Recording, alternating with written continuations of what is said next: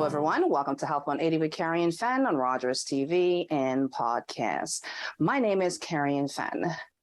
October 10th, 2022 is Durham Mental Health Day, a time to recognize, talk, and show support for mental health awareness. Today, I'm joined by a mom, wife, a friend, and someone who has lost her son due to suicide. Karen O'Brien is here with me to share Alex Monaghan's story. Hashtag say his name. We want to help you learn more, so let's learn together. Karen, welcome to our show. Thanks, Carion. Tell us about Alex. Alex was 27 when he died. He was a lovely kid, happy, healthy. Growing up, he was lovely.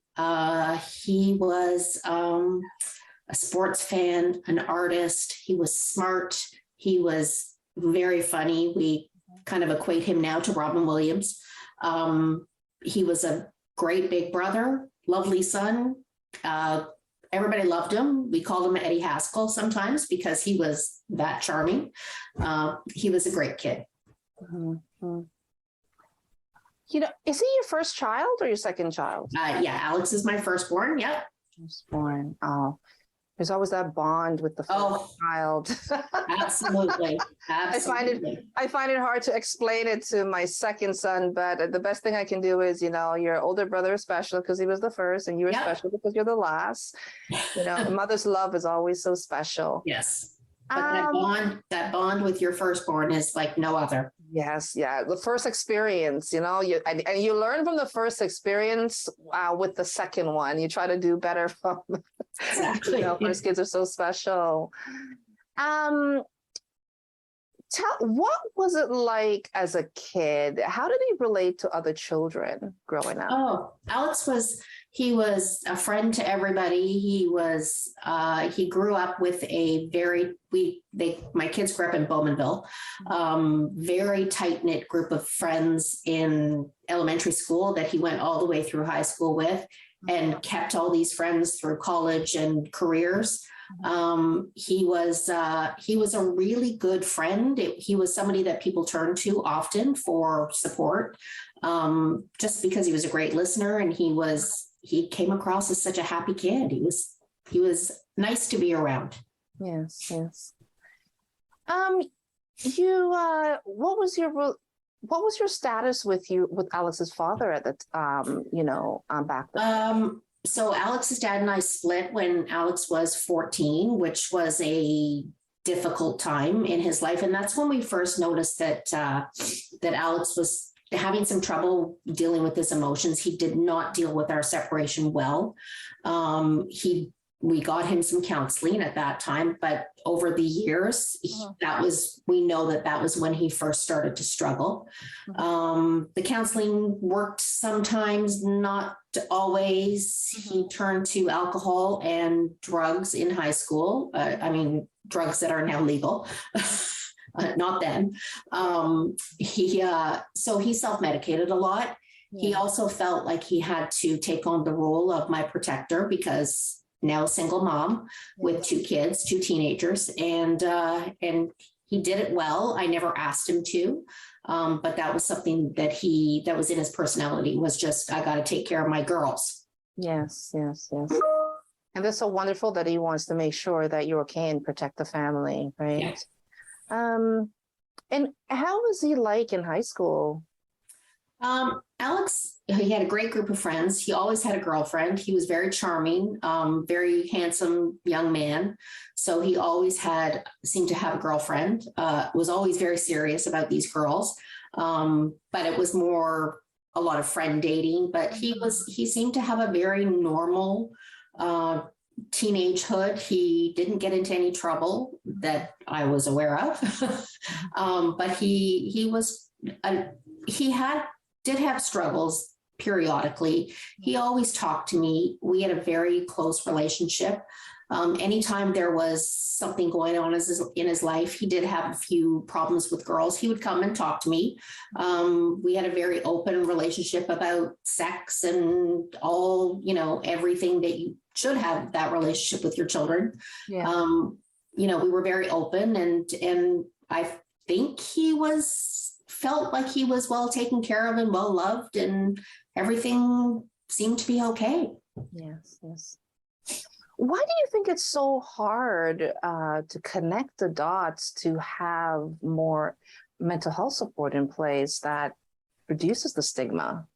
So with Alex was lucky that his dad and I had the resources to provide therapy, counseling, whatever he needed. We had benefits through work, or we had enough money to be able to do it. A lot of people don't have that.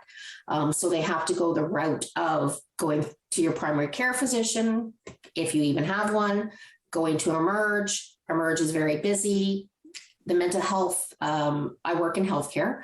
The mental health sector is very fragmented. There is not a lot of access for things that are not emergent. Mm-hmm. If you're having a huge crisis, yes. But if you know that there is a problem, you're having some depression, whatever, it's quite difficult to get the services you need. Mm-hmm. We're all working on it. We're all trying to make the mental health sector better and easier to access for everyone equitably, because it's not equitable. I can pay for services for my son, somebody else can't. So it's not equitable, and they're all deserving. Did Alex have any mental health diagnosis? Not until the end. He had a breakdown in the February before he died. And he was diagnosed with depression. He was put on medication. He was seeing a therapist. Our family doctor, who was wonderful, was helping him along the journey. But it wasn't until then that he was diagnosed with anything except perhaps a substance use problem, which he acknowledged himself. What was it like as a mom when you first realized that your son was impacted by mental health? I was blown away, actually. I think I was naive that, feeling blue one day, or, just not getting out of bed you were just tired. I was very naive when it came to, I knew that he had had his struggles along the way. I had no idea it was as severe as it was. And I, naively said to him when we were at Ajax Pickering Hospital, when he had his breakdown, okay, Alex, we're going to start running again. We're going to let's plan a trip south so you can get some vitamin D. Very naively thinking that those things would solve his problems. And they didn't. I mean, I learned later what depression is, and that it's an illness. It's not something you can shake off. And I think I was very naive of me to think that there was a quick way out of it. You seem to be the mom, that fixes it all. How does it make you feel knowing that you are that mom that fixes things, and here's a challenge that you're facing that you're unable to control? How does that make you feel? Frustrated. I think as moms, we want everything to be better for our kids. And this was something that I thought I was helping. Obviously I didn't, or I who knows? But it's frustrating to not be able to just solve all our kids' problems, even when they're adults. My daughter's 30. I still am solving her problems for her, and I probably will until the day I die. Yeah. It's just something that moms do. I mean, I went to my mom until she died to help me with things. So I think moms are fixers, and when you can't fix something, it's heartbreaking. Yes. For young people out there who are struggling with depression, with everything that you have gone through, what can you say to them about what they're going through? I don't know if it's what I would say to them. I think I would say to their loved ones and their friends, watch them, talk to them, ask them the difficult question. Are you thinking of hurting yourself? Is there something that I can do, someone I can connect you with You have to listen to them. You have to start that conversation with them. Don't be afraid to ask them the tough questions. And to them, I would say, if you can, reach out to someone who loves you, because they'll do whatever they can to help you. We don't want anybody to be in the position I'm in today. Yeah. So when you first started realizing what was happening to your son, did you have educational information readily available to you to help you understand exactly what he's going through, and what was that like? I have a lot of friends who work I work in healthcare myself, not in a clinical nature, but I do have a lot of friends who work in a clinical nature. I asked questions.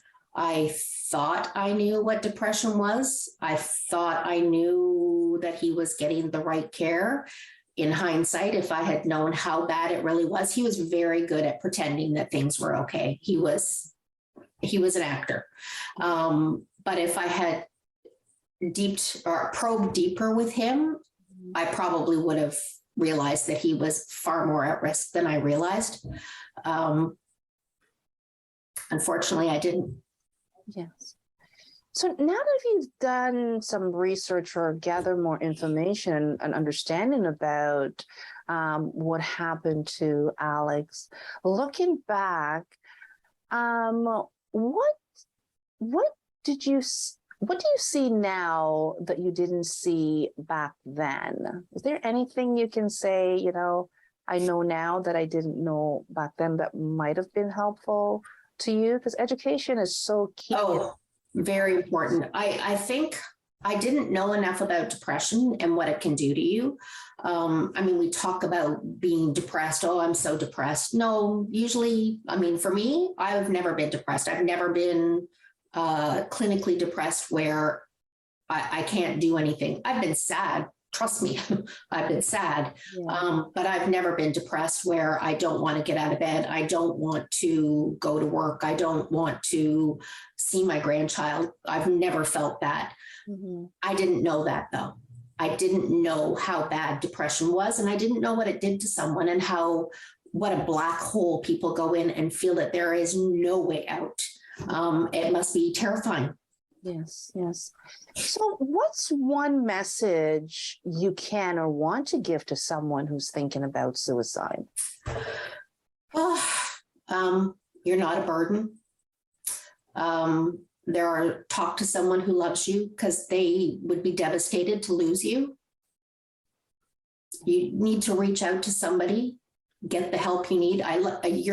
Your background has two hands touching. That's really important. It's really important. So important. You're watching Health 180 with Carion Fenn on Rogers TV and podcast. We're talking to Karen O'Brien, a mom who lost her son by suicide, in recognition of Durham Mental Health Day awareness. My name is Carion Fenn, and we'll be right back.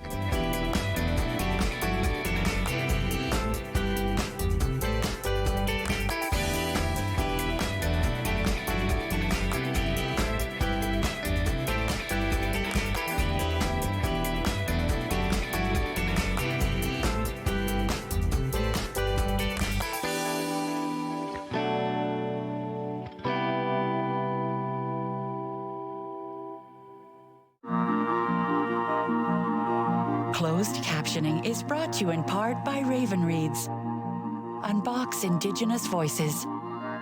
Subscribe today at ravenreads.org. Hey folks, it's me, Giovanni Patini, the host of the RTV quiz show, the hottest show on television. It's the hilarious quiz show where you, the viewers, play for valuable non-existent prizes. It's got great trivia, fun facts, and a lot of laughs, all blended together in a perfect cocktail of edutainment. So join us Wednesdays at 7:30 right here on Rogers TV. Nice. You're watching Rogers TV. Welcome back to Health 180 with Carion Fenn and Rogers TV and podcast. My name is Carion Fenn. October 10th, 2022 is Mental Health Awareness Day, and we're talking about mental health to increase awareness. My guest today is Karen O'Brien, a mother whose son died by suicide.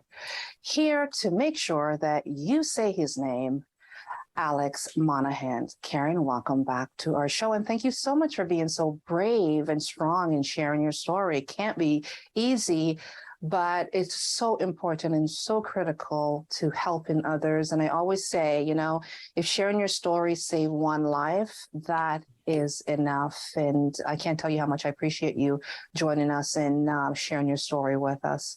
Alex was surely a special young man. He was. You know, with a great mom. Great, you know, us mothers. Yeah, It's so hard to be a mother, you know. it is. I see myself in you in regards to how you're a mom and having to protect your boys and standing there by your son. But, you know, I can see that through talking to you and, you know, through my pre-interview with you. So I just want to let you know, thank you for being a great mother. And Alex will be proud of you to see the advocacy and you having the courage to share your deep pain with all of us. So thank you very much. I know I've said that, but, you know, can you share with us why? I know apart from, you know, Alex passing away, but for you with everything that's happened, why is mental health awareness and a day like Durham Mental Health Day, it's so important to you? So when Alex died, we decided as a family that we weren't going to hide how he died. So that afternoon, we crafted a Facebook message and we sent it out to everyone. And, you know, my husband, Kevin Ash, is a political figure, has a million friends on Facebook. So it went far and wide. The support we got was incredible. We couldn't hide how he died. If he had died by cancer, we would have told everybody he died by cancer. So why wouldn't we tell people he died by depression? It was depression that killed him. So we decided then that it was going to be our role in life to make people aware of mental illness. We needed to try to end the stigma around talking about it, having a conversation. So it's become our mission, and we're using whatever voices we can. Kevin being a political figure, he's used his. My daughter works in healthcare. I work in healthcare. I work for the government. So it's not something we've ever hidden. In fact, we've screamed it from the rooftops. Okay. So what was holidays like for your family? Well, Alex, he was a bit of a jokester. First of all, died April 1st, April Fool's Day. It was Easter Sunday. So Easter Sunday is not always on April 1st. So not only do we get April 1st as the day he died, which is horrific, we get Easter, which is a holiday, horrible. We don't celebrate Easter anymore. Holidays are terrible. He was always the life of the party. You know, he brought the family together. We had a blended family. So he was very instrumental in bringing both sides together, the 4 kids together, because they all loved him. So holidays are very difficult. And in fact, Thanksgiving this weekend, not sure I'm doing anything. Yeah. I understand that feeling. My father passed away. Well, my father was murdered just before my birthday. And it's just, you know, how do you celebrate after that, right? Exactly. Just can't. You know, I can't imagine. This must have been the most horrific day for you. Where was Alex when you went to find him? So his fiance had called me Easter Sunday morning. We were at home with my granddaughter and my daughter. We'd just done the Easter egg hunt. She was 2. And she texted me and said that she hadn't heard from Alex and she was worried about him. Would I go and check on him because she had to go to work? Okay, I figured knowing that the past 6 weeks or so had been very difficult for him, I figured he'd slipped, he had been drinking and he was passed out. Told my daughter we were going to go down to the lake. It was a beautiful day. We were going to go down to the lake. I said, we have to stop and make sure Alex is okay. So we stopped. I went in. I found him hanging in his bedroom. Kira came in, tried to save him. He was too far gone. You never get that out of your head, ever. So that was the start of our journey. Wow. Can you share with us a little bit about that week following the discovery of your son in that manner? What was it like for the family? Oh, horrific. But we were very blessed to have a village surrounded us, came, grieved, fed us, drank with us, told stories. It was a really tough week getting to his celebration of life, making sure everybody knew there, and the shock from people. It couldn't have been Alex. People who knew him were completely taken aback that he had died by suicide. But a lot of support for being as vocal as we were about how he died. Yes. And we still have, 4.5 years later, we still have tons of support from our village. They've been amazing.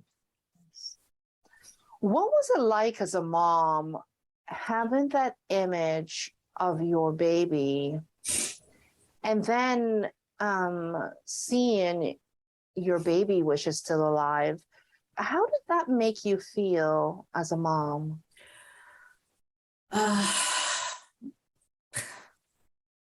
Like I would never wish that on my worst enemy, ever. It's unnatural to see your child dead.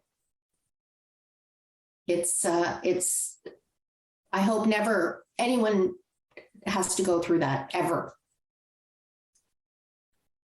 So how have you been coping? Okay. It took a while, obviously. I got counseling right away, as we all did. Medication, I won't lie, has helped previously. I'm okay now. Work has been, I work for a wonderful organization who've been very supportive. Yeah. And friends and family, my granddaughter, have been wonderful. There's moments, always. Yeah. But I found joy again. Yeah. So, yeah, which I never thought I would. Yeah. You know, I've mentioned on my show before, my son's grandfather died in the same way as Alex did.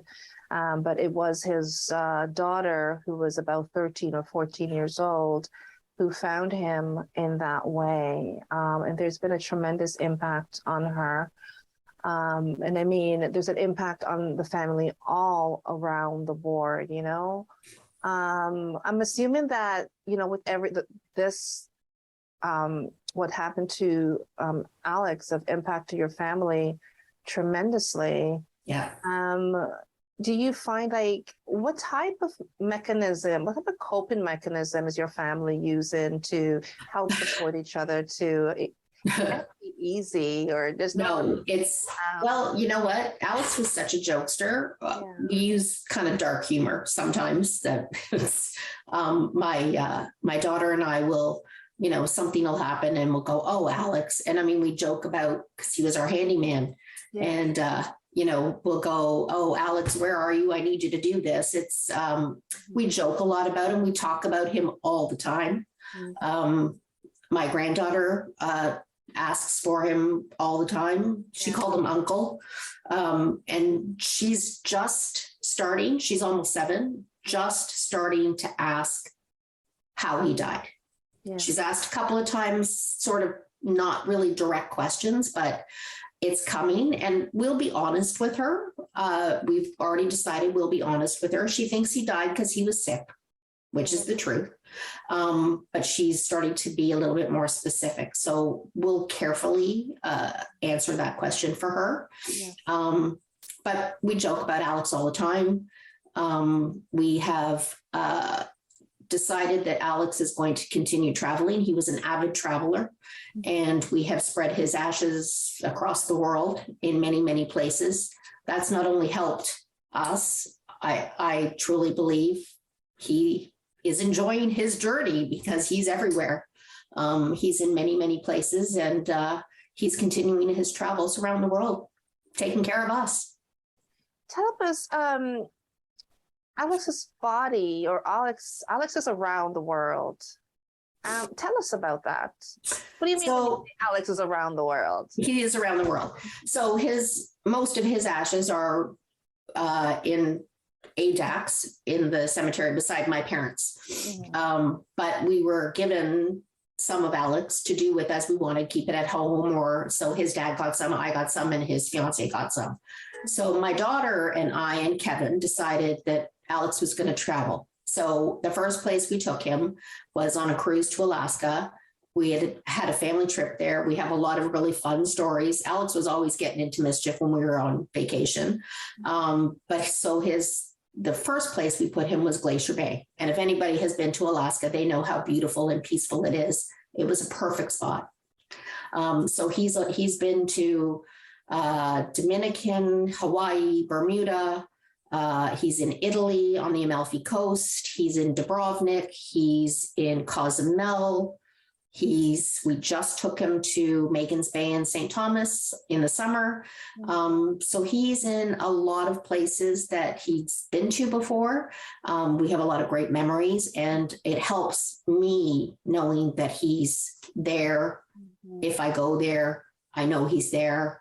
And we always put him in water. So he's traveling. Yeah. So when you think about all those places, how does it give you a sense of being with your son in those environments? 100%. Yeah. So he's in many places. Kevin and I spent a few weeks in the Bahamas in March, and I needed a break. Yeah. We went to the Bahamas. Well, that's a whole other story. But this was a longer break. We'd never done it before. But I felt like, because we were right on the water, I felt like Alex was with us the whole time. My mental health can be kind of crappy. Taking myself out of day-to-day, worrying about day-to-day stuff, stressors of work and all that, and being able to go think about him. I find it so helpful. In fact, sometimes it's the only thing that's kept me going. Yes. What's one last tip you can give to a mother who's lost her son in this way? When it first happened, I wanted somebody to tell me I wouldn't feel like this forever. And you won't. The way you feel when it first happens is like you'll never get through it. You will. You'll never be the same, but you will find joy. You'll find things to laugh about. Yeah. You'll remember your child, and it will never be the same, yes. But you'll get through it. You definitely. Absolutely. Yes. Thank you so much. You're watching Health 180 with Carion Fenn on Rogers TV and podcast. My name is Carion Fenn. Thank you to Karen for joining us, and thank you for joining us. And remember, together we are stronger. Thank you.